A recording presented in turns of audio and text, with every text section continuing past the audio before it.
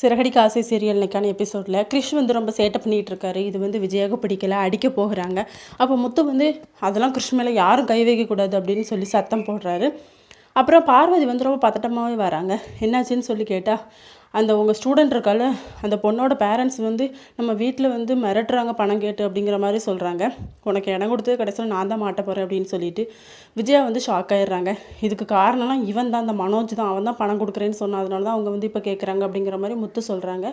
அப்போ நீங்கள் எதுக்கிட்ட அங்கே போனேன் அப்படின்னு சொல்லி விஜயா கேட்கும்போது, ரோஹிணி தாம்மா சொன்னா, நீங்கள் வந்து இப்போ ரொம்ப கோபத்தில் இருக்கீங்கள்ல, உங்களை சமாதானப்படுத்தலான்னு சொல்லிட்டு அந்த பிளான் போட்டா அப்படின்னு சொல்லி, அப்போ நீங்கள் தானே போட்டிங்க, நீங்கள் தான் கட்டணும் அப்படிங்கிற மாதிரி சொல்லிட்டு போயிடுறாங்க.